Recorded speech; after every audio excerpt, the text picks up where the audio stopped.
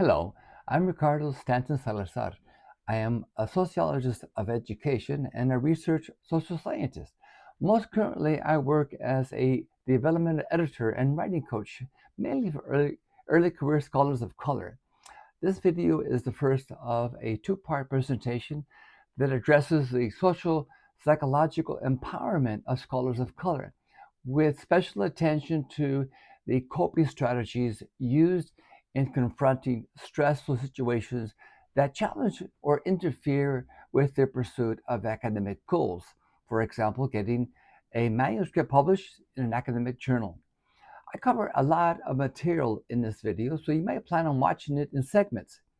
I also recommend watching this PowerPoint on your iPad, on your laptop, or your TV, mainly because I present a lot of visuals. My research has focused on youth development, schooling, and social inequality. In my career as a professor and researcher, I've worked at two major universities in California. I'm a former visiting fellow of the Woodrow Wilson International Center for Scholars in Washington, D.C. I'm the author of the book Manufacturing Hope and Despair, published by Teachers College Press. The role of faculty of color in our nation's universities is ever more important to those in our society who dream of a true racial democracy. And yet, faculty of color continue to remain a very small part of the professoriate. Estimates reveal that Black faculty today constitute only 6% of the tenure track professoriate, while Latino faculty constitute, again, 6%, and half of Black faculty are found in historically Black colleges. Sadly, these percentages have only gone up a few points in the last 50 years. Yet Black and Latino faculty and other faculty of color play a vital role as role models, mentors, even surrogate parents to minority college students, and in meeting every institutional need for ethnic representation.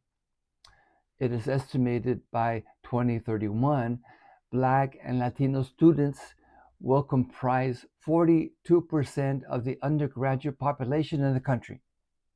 This issue of faculty of color watching over students of color is often addressed in terms of the invisible labor that goes uncompensated by universities.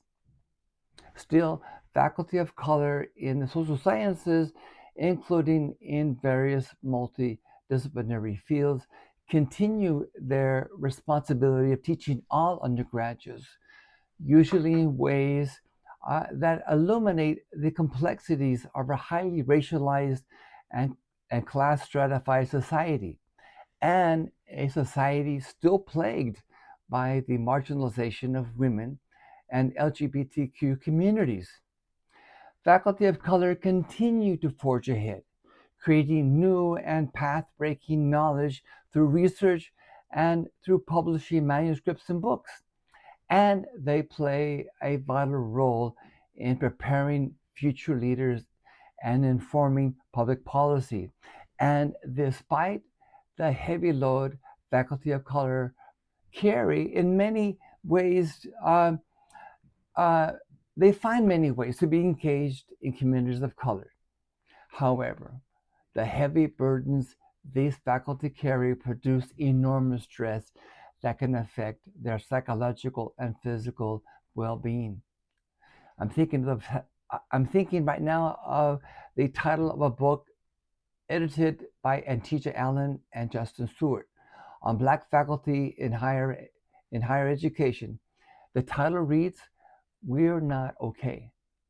The question before us, how can faculty of color cope with the realities of academia, not just to survive, but in ways that enable them to thrive in spite of these realities?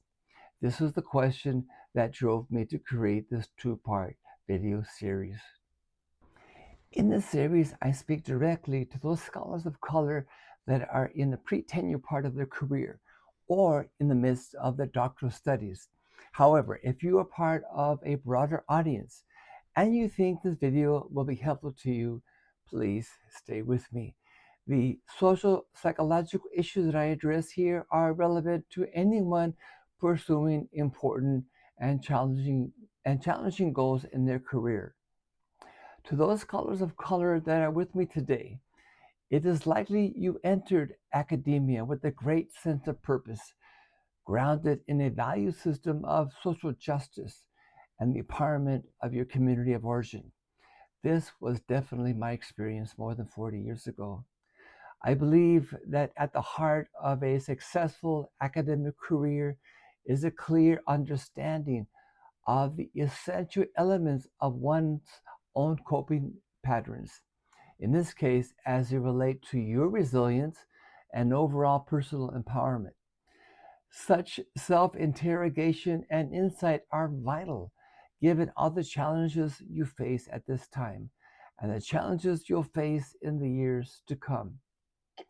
You didn't choose an easy career, but you did choose the right one. Let's start by defining the construct of coping strategies. In the discipline of psychology, they are defined as the cognitive and behavioral actions people use to reduce or master stressful events. In other words, when you get stressed out because things are not working your way, you cope in some way to lower the stress. How you react or respond to your emotions or feelings like frustration, anger, disappointment, and stress.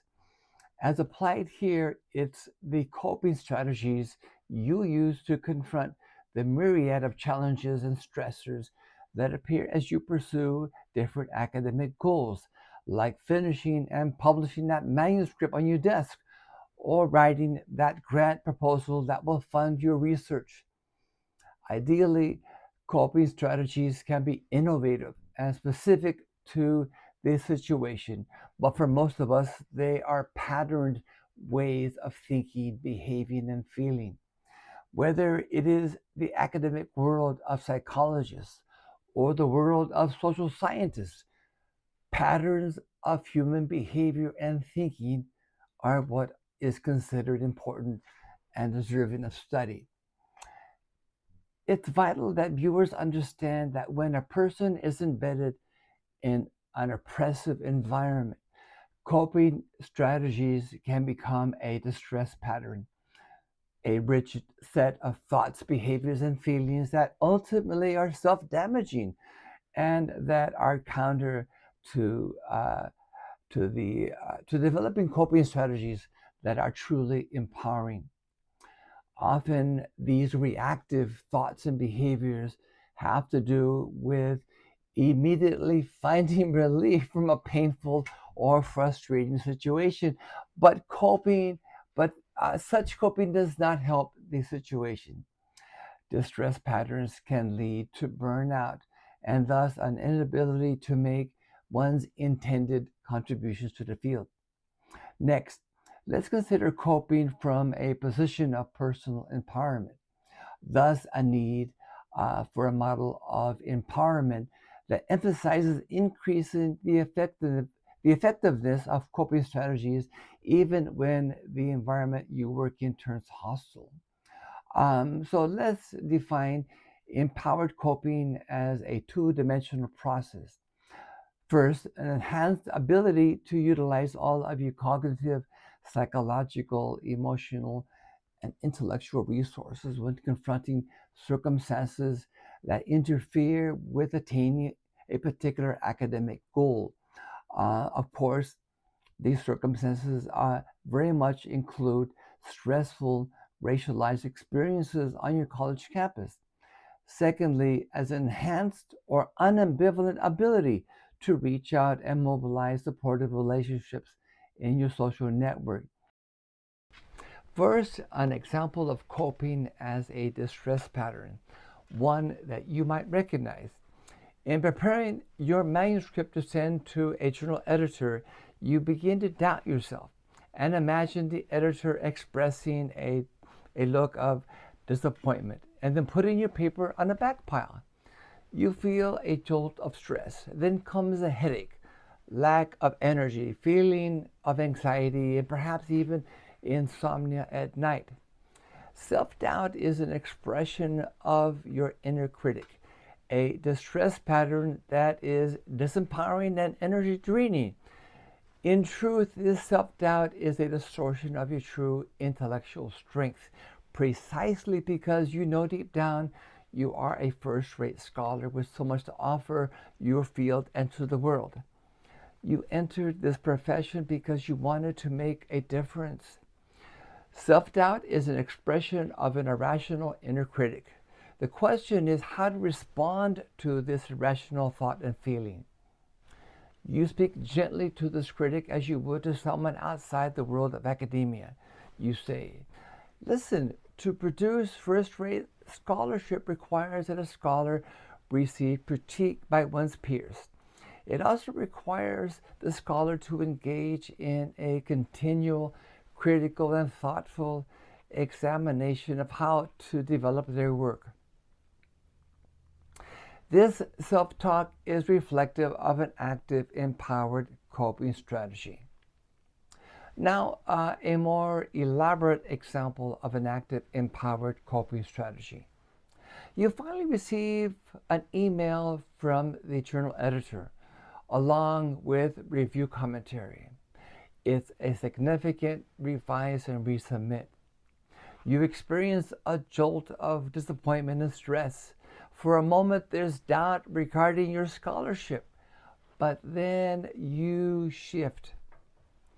You reflect on all the hard work that went into producing the manuscript, the research, and the careful writing and innovative theorizing. Deep down, you know that many in your field will benefit by your intellectual contribution. You are grateful for the thoughtful commentary and justified criticisms of the blind reviewers and the editor. You can see how their suggestions will make for a much stronger manuscript. You think about the colleague you'll ask to read your revision before sending it back to the journal. Right thinking leaves you feeling energized and motivated. The process of right thinking, which leads to a feeling of personal empowerment, is in large part about continuing to develop or enhance coping strategies that enable you at any moment to access your deeper wisdom, to access your intellectual abilities, your cultural assets, and your personal network of social support. Now, I imagine this attention to coping strategies may be new to you, but the issue of mental health is not new to you. You have not gotten this far in your studies and career without some suffering and pain. You've also experienced excitement and passion about the work you are doing. A deep sense of purpose and meaningfulness you feel when you come back from a national conference. I know, I've experienced it many times. However, our empowerment model must take into account that pursuing goals and coping with obstacles happens within a university in a larger academic context that has a history of either excluding or marginalizing students and scholars of color. The suffering within the ivory tower is real.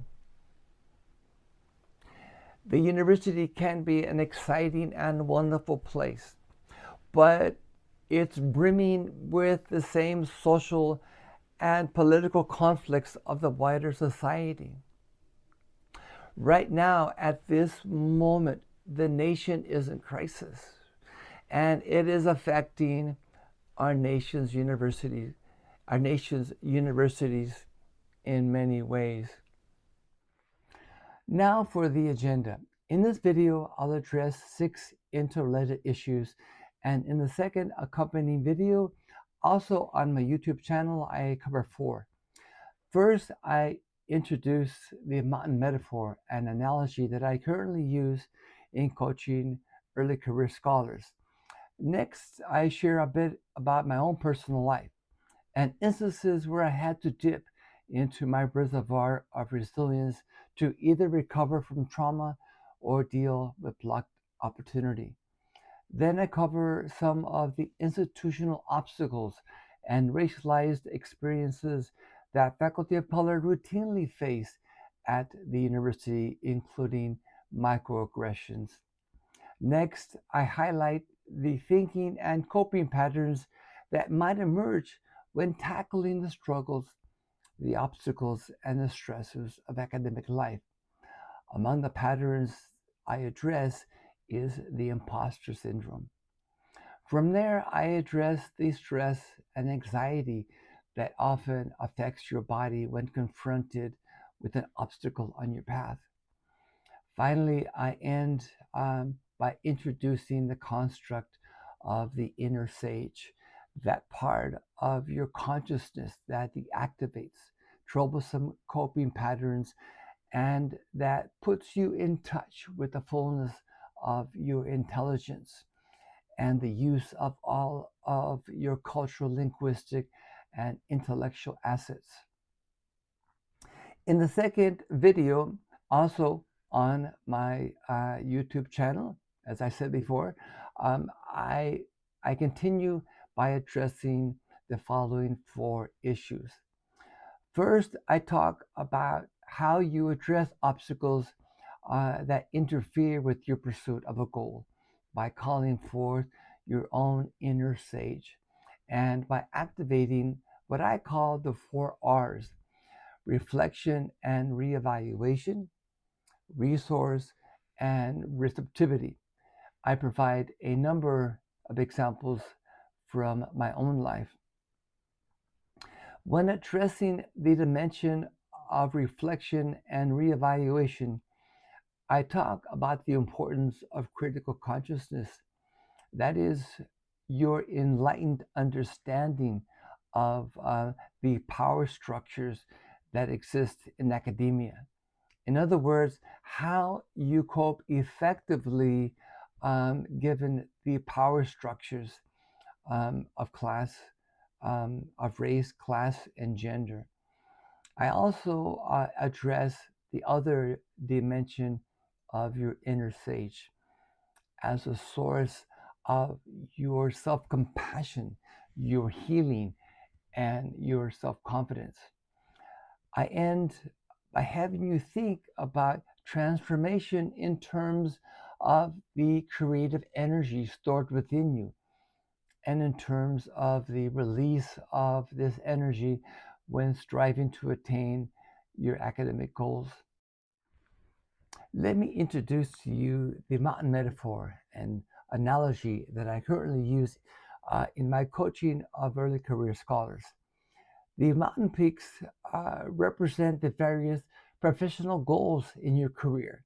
For early career scholars, now faculty or postdocs, that could be the manuscripts you want to publish in the coming months and years, or it could be the book you are currently working on. It is the tenure position in your department that you very much deserve. It is the students, both undergraduates and doctoral, that really need your mentorship. And it is the leadership and prominence you wish to attain in your field because you want to be an empowerment agent to young scholars of color, and because you want to become an agent of change beyond the university. For scholars in pursuit of their doctorate, that could be successfully completing your qualifying exam or approval of your research proposal. It could be finishing your research, or it could be finishing your dissertation. When I read the book The Value in the Valley by Ian Besant, I thought there could also be value in the mountain. The same lessons apply, she writes, and I quote, valleys look dark and feel dangerous because there never seems to be anyone around who can help you get up, end quote. But she also writes, and again, I quote, the valleys help to bring the true purpose and meaning of life back into focus. Life is learning, growing, giving, and sharing, and loving ourselves into a state of unconditional, peaceful acceptance, end quote. So, as Vasant uses the metaphor of valley, I use the metaphors of mountain peaks and mountain trails. And so, every one of your academic goals represents a mountain peak. And as every hiker knows, there are obstacles and challenges along the path. Maybe you've seen the film 14 Peaks, a 2021 documentary that follows Nepalese mountaineers as they climb the 14 highest peaks on the planet, all within 7 months. Similar to these great mountaineers, the challenge for you lies in overcoming obstacles on the path to achieving your objectives and your ultimate goals. One set of obstacles are those that are institutional or structural. And another set has to do with situations in your life behind the scenes that frustrate your progress. Your computer or copier at home goes out. There's a crisis in your family back home. A revise and resubmit from the journal editor, or even a rejection. There are so many things that come at you almost daily. So Sarah and I had the chance in 2017 to visit India and Nepal, and we had a chance also to get into a plane and to fly just next to the Himalayas, all the way to Mount Everest. Seeing Mount Everest so close definitely was one of the highlights of my life so far at that point. Anyway, so what is it about my own personal life that informs this PowerPoint presentation? Throughout the various chapters of my own life, there have been so many valleys and mountains, both trauma and resilience, and repeated trauma followed by resilience. I can say such cycles had been center stage in my life. Both of my parents were, by and large, self-educated.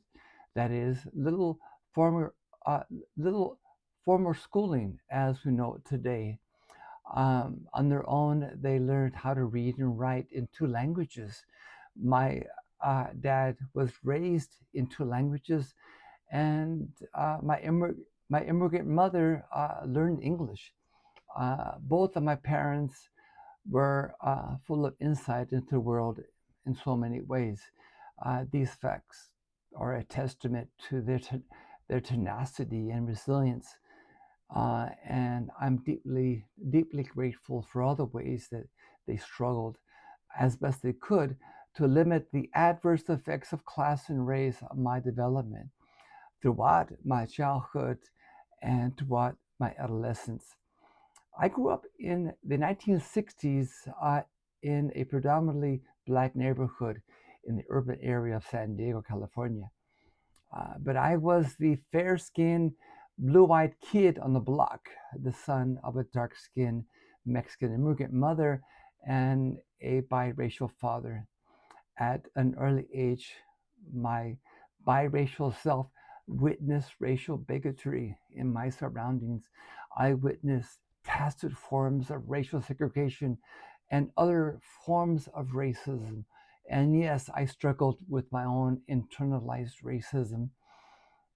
I may have been 11 years old when one day my mother, she pleaded to answer her in Spanish, and I shouted back, "I don't have to speak Spanish to you. I'm not Mexican." Her eyes became moistened with tears. Fortunately, a few years later, I joined a ballet folklorico in the adjacent Latino community, and I came to deeply appreciate Mexican culture, the culture of my mother, and angry at society's racism that it had infected me at such a young age. I must say that the civil rights movement of the day inspired and lifted me during my latter adolescence, and I will forever be grateful. Uh, I feel very blessed that I grew up in my racially segregated neighborhood, but I am lucky that I was never confined to it. From first grade through high school, I had a speech disability that was never professionally treated or addressed. So I became an elementary school teacher later, working with predominantly Latinx children. In a way, I threw myself into the fire, believing that doing so would lessen the impact of that fire, but enough fire to help me make a contribution later to my community of origin. Like so many people in my neighborhood, I dropped out of community college. Fortunately for me, a friend as well as affirmative action intervened, and I became a college graduate, and in time, a university professor. The imposture syndrome lurked behind the scenes during the early part of my academic professorial career, but my political commitments and the content of the courses I taught put me in touch with my inner sage. However, in the latter part of my career as an academic, I suffered through a lengthy period of clinical depression, wretched in all the usual ways. In my case, it included 9 rounds of ECT. Fortunately, I got help in many forms, and today I am strong, I am happy, and I have love in my life. And yet, 2 years ago, I survived a cerebellar stroke while camping in the mountains overlooking the Pacific Ocean. And as you may hear, there's a slur in my speech, and certain words are hard to pronounce. But like the last 2 lines of a poem by Langston Hughes, I say to myself and to the world, I don't care. I'm still here. As scholars of color, you are quite familiar with the many institutional obstacles you and others routinely face. For example, you are quite attuned to the racism within the university that at times tries to silence you and others when issues of social justice are brought up. Uh, it's possible you've experienced the devaluing of your research by some researchers and gatekeepers, especially when the theoretical framework you use highlights different ways of knowing. Maybe your department or school drags its feet regarding the recruitment and hiring of more faculty, of more scholars of color. This is another example of a likely stressful event. So, how might you effectively cope?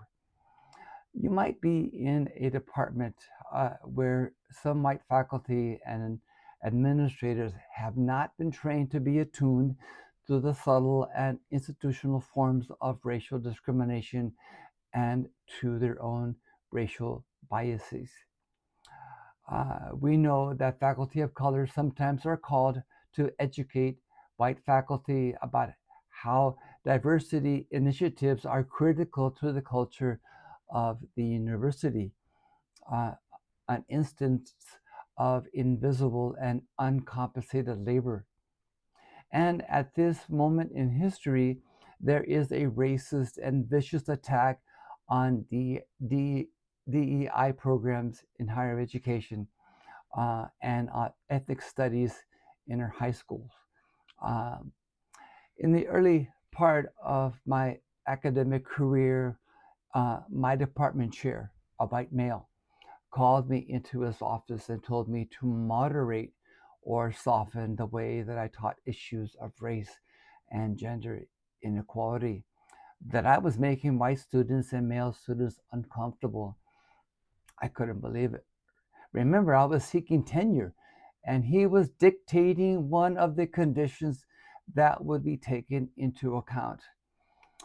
Uh, Indeed, you know about the negative bias inherent in student evaluations, especially when you teach material on racism and social inequality. So, again, very stressful.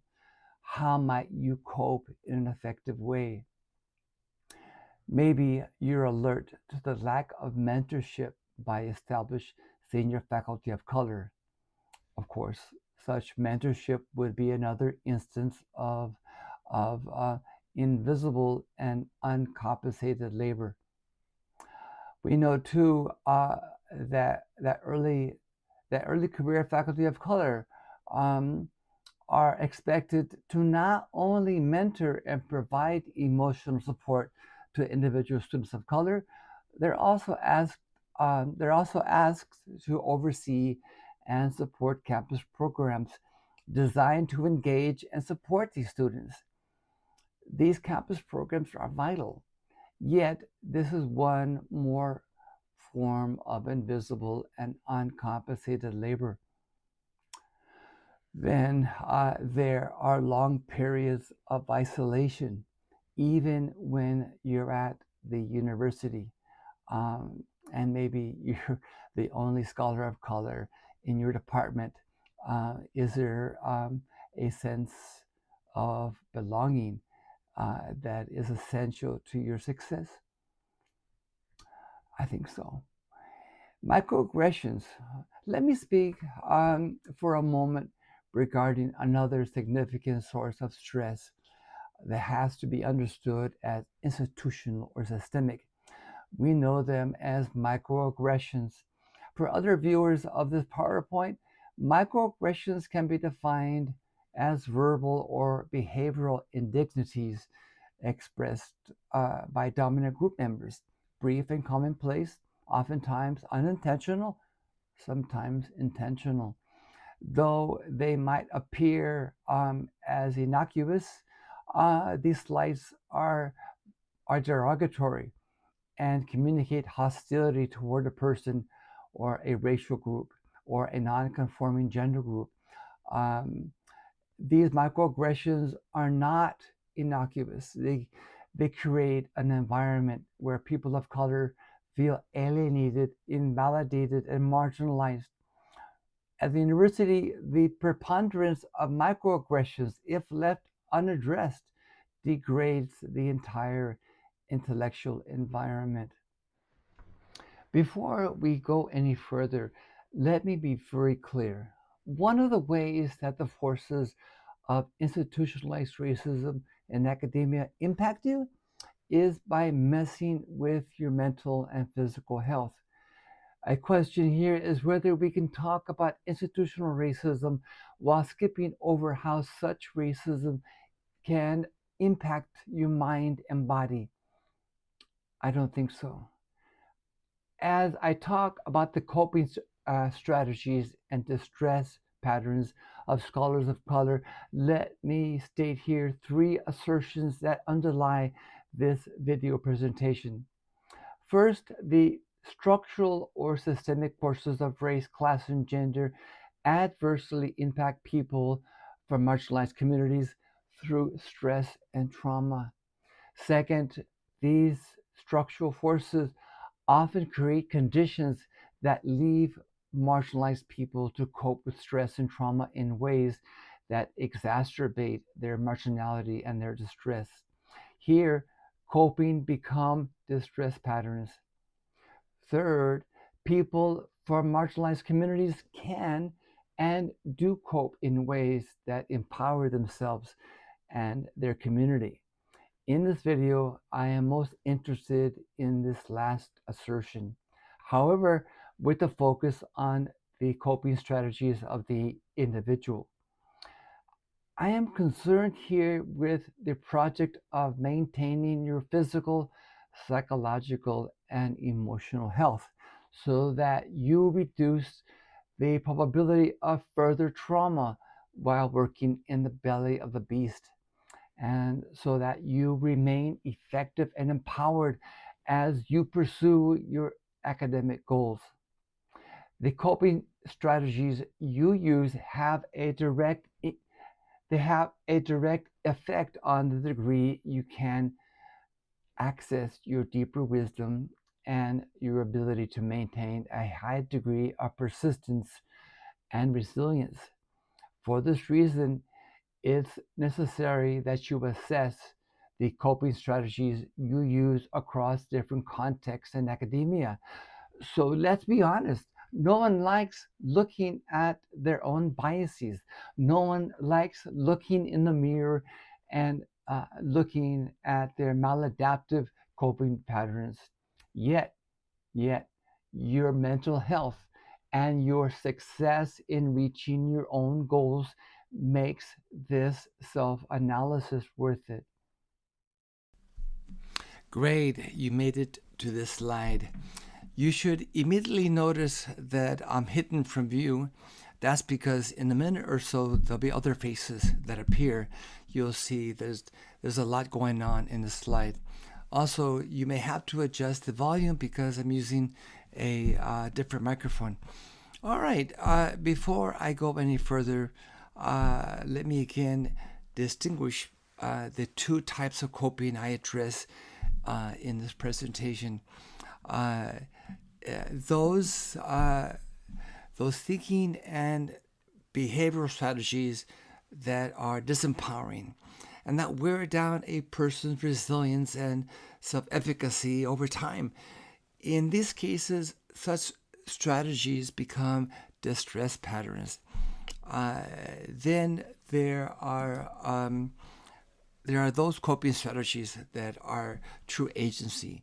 They are empowering and they strengthen your resilience, your persistence, your self-efficacy, and your self-confidence.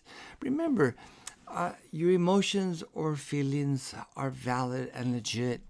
Hey, we get frustrated, disappointed, we get exhausted and stressed out. We get angry at our department colleagues. All this is understandable. When we feel pain or distress of whatever sort, we seek relief, be it giving that person what they deserve. All right, throwing a plate against the wall, running away from it all. Maybe 3 really cold beers. Perhaps we light up. All right. The question is, where do we go from there? What comes next?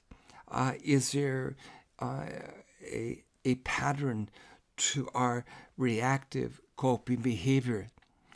Does this pattern truly resolve the problem, or does it make the situation worse? For now, I refer to distress patterns using the acronym ABC, which stands for anxious brain characters. All right. When you hear the word characters, consider the second part of the word, which is actors, meaning those actors on the stage who appear to create anxiety and prolonged distress. Are they following an old script, so to speak? ABCs are the set of automatic and habitual thought behavior and emotional patterns that all of us struggle with and that work against our best interest. They are our internal super mega protectors, each with its own voice, belief, and assumptions, and each very anxious, and each trying to overprotect us.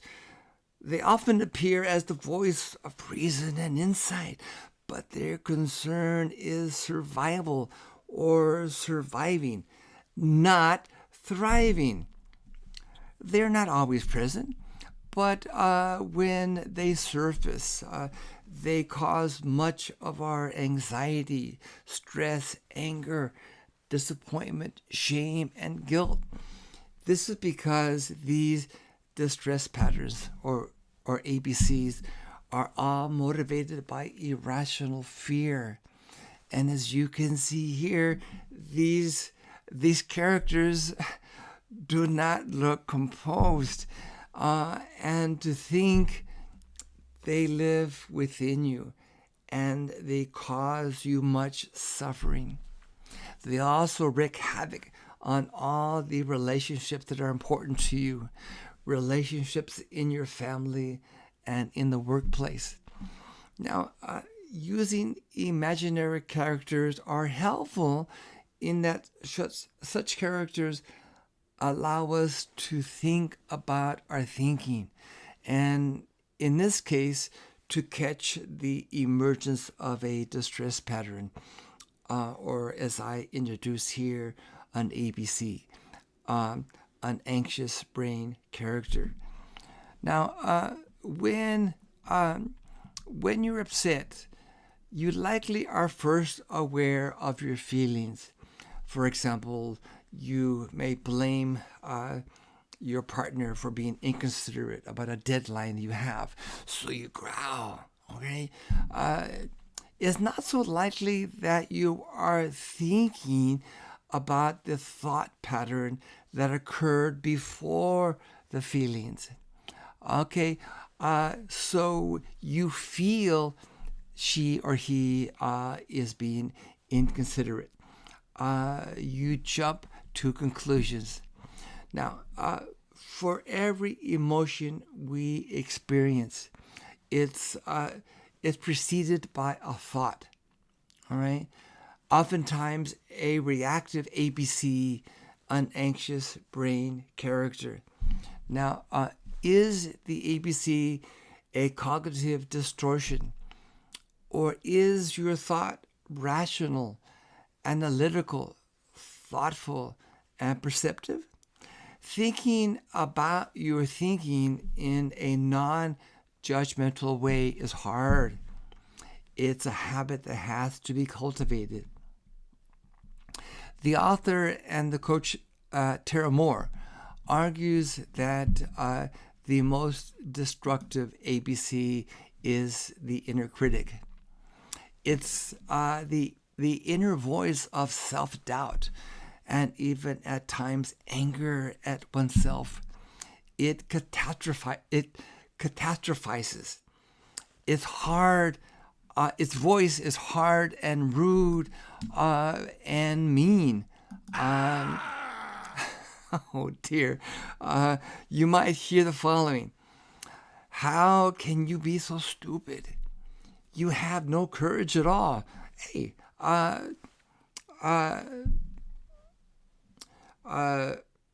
you might hear the following. How can you be so stupid? You have no courage at all. But that's okay. We'll deal with this issue on some other day. You may have experienced this voice this week, and God forbid, maybe even earlier today. Let's hope not. This is the same voice that says, beware, your senior colleagues may be thinking you're an impostor, or you're only here because of blank, blank, blank. So the voice says, you better work hard to prove yourself. Now, over the years, the inner critic internalized the racism, classism, and sexism of the environments you lived in, including the university. The imposter syndrome is, in a sense, a hefty taste of the racial trauma you may be carrying around, a topic too big to address here. But the imposter syndrome is a big lie. Just another way that the inner critic appears. It's a form of internalized oppression. Across the board, the inner critic reacts to the fear and hurt it feels. It tries to protect us from further hurt, but to do so, it sees the need to be dishonest with us. 99% of the time, the feeling of fear distorts our view of reality. It distorts reality because it thinks it will help us. For example, if some middle-class privileged students give you poor marks on your teaching, you might say to yourself, maybe I should teach about racism in a way that's not so threatening to them. I should improve my teaching. It's my fault, I suppose. Maybe students are right. The inner critic might even say, look, a little self-shaming might be good for you. Hey, the truth, of course, is that teaching about racism is hard for most scholars. Look, you've been highly trained to teach this material, and you know many students are going to experience some distress with it. Their distress might be liberating, but not for you. The job of the professor is to profess, to educate, and to illuminate, and of course, to be tuned in and empathetic to students' emotional experiences. To make matters more complex, there's a whole team of ABC characters. There's the avoider or procrastinator who avoids making time to write the next section of your manuscript. The question is, what fear or insecurity is it feeling?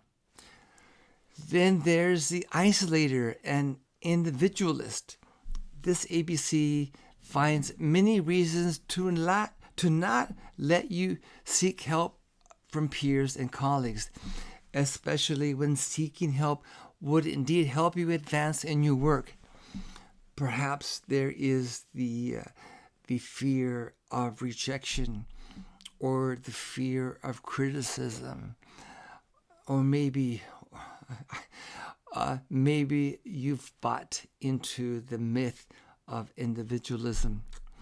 Every time you do not seek help from a colleague or a friend whose intellect and heart are open to you, you are in the sharp clutches of an ABC. There's also the people pleaser and the martyr, or the self-sacrificing one. Rather than operating from a position of compassion and love, you render yourself as a servant to another, which leaves you feeling resentful and depleted. Oh, I know this one. The perfectionist. This tendency is rooted in fear and insecurity. The question is whether this ABC is enabling you to produce high quality work without the agonizing perfectionist standard. Can a good enough standard also equate with a scholarly acumen and a belief in your intellectual insight? The psychologist David Burns provides a list of 10 cognitive distortions that skew our reality, our view of reality. The author and life coach Shusha Chamin identifies 10 of what he calls saboteurs, similar to what I call our ABCs. And the psychologist Natalie Gutierrez names 17 roles taken up at various times by the parts of our psyche that are reactive, fear-based, and overprotective. Now, let me address the stress and anxiety and often frustration that often affects our body when confronted with an obstacle on our path. I think we can all agree that that stress is a word that we often use or hear a lot, like when someone says, "Stop stressing over it; it'll be okay." You know, stress, frustration, and fear by how they affect you physically. Tense muscles, a headache, a pounding heart, acid reflux, dry mouth, rashes, shortness of breath. I've experienced all of these. I think neuroscientists have taught us about how the stress we regularly feel is activated by our autonomic nervous system, which regulates our heart rate, blood pressure, respiration rate, or sweat glands. You know it as our fight or flight syndrome. It pumps adrenaline into our bloodstream when we get nervous. Maybe when presenting your research to an unfamiliar faculty audience on campus. Let me let me give you a story. Uh, During my first year of teaching, um, I had this experience of standing at a lectern in a large auditorium with about 200 undergraduate students. Uh, I felt nervous and wonder how I was going to get through an hour lecture. So I turned up the volume on my mic, kind of to create the voice of Oz, as in The Wizard of Oz or in the movie Wicked. Uh, in time or soon after, my primary doctor gave me a prescription for Xanax, Prazolam, which I used for a short time. This nervous system was vital to our survival 200,000 years ago. Our human ancestors had to be ready to fight or flight when confronted with lions, leopards, hyenas, saber-toothed cats, uh, cave bears, large crocodiles, or wolves. Uh, Turns out because of the real dangers faced by humans during this time, the fight or flight syndrome is hardwired in us. Uh, Maybe there are occasions when we have to fight or flight. Um, like, when we're on the freeway and there's an accident, uh, something really, really, unexpected and very, very frightening happens to us, which is not too often. But most of the time, this syndrome becomes activated when it's not needed. Rather, the fight or flight syndrome is activated by our distress patterns, our ABCs rooted in past traumas or old hurts that have not healed. What is crucial here is that we can dramatically reduce our distress and regain our composure also through our autonomic nervous system and through mindfulness and conscious control. There's a voice within us, a voice of compassion that tells us to breathe deeply. Meanwhile, such controlled breathing activates our parasympathetic nervous system, which lowers our heart rate and blood pressure, and releases the neurotransmitter acetylcholine into the brain. We regain our calmness. And since our ABC characters only know stress and fear, as we regain our composure, they retreat. They may scream, "I only want to help you." But you say, "No, thank you. I don't need you here." 200,000 years ago, the parasympathetic nervous system was also hardwired in us, as were empathy and compassion, something I believe we owe to our women ancestors.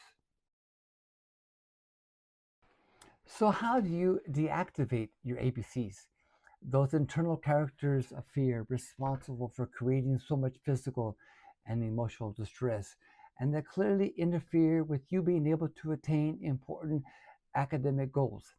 What do you do when these characters take charge, when you're faced with disturbing obstacles on your path? Obstacles such as when the lies of the imposter syndrome take hold of you, when a tight schedule leads you to postpone your writing, or a revise and resubmit of your manuscript, or an insensitive and unfair evaluation by an administrator, or a microaggression by a student, a faculty member, or a campus staff member. You deactivate your ABCs by cultivating an intimate relationship with what we can call uh, your inner sage. The inner sage is that part of you that recognizes the confusion inherent in your ABC thought and behavior patterns. It's that part of you that gives you access to your inner wisdom, the fullness of your intelligence, and the use of all of your cultural and linguistic assets. I go into detail about how you mobilize your own inner sage in part two of my presentation. You can access it now on my YouTube channel. Now, the inner sage is not some metaphysical spirit that lives in your head. Rather, it's that part of you that enabled you to get a college degree, that gave you the strength, persistence, and resilience needed to get your doctorate and begin a career as a first-rate scholar. For those of you currently in a doctoral program, your inner sage is giving you the courage and tenacity to forge ahead. The question is, how do you call forth this part of you so that it guides you every step of the way, in every decision you make, in every academic project you take on, and every time you doubt yourself, and every time fear dampens your awareness of your brilliance?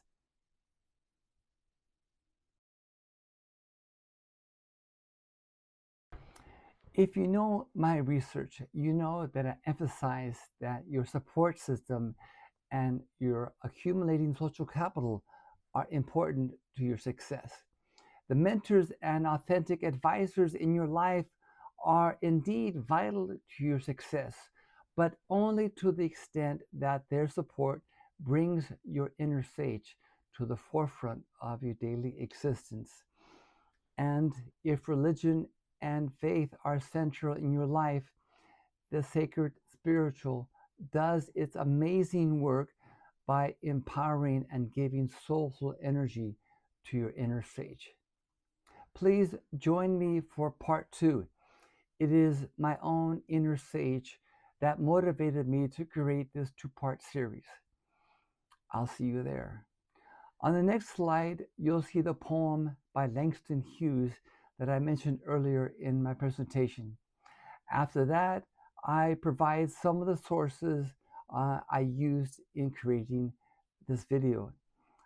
And on the final slide, you'll see my acknowledgement to the 4 people that reviewed my trial PowerPoint video. I thank you. I thank you for staying with me on this important and soulful trail. I've been scarred and battered. My hopes the wind unscattered. Snow has frizzed me. Sun has baked me. Looks like between them they done tried to make me stop laughing, stop loving, stop living. But I don't care. I'm still here.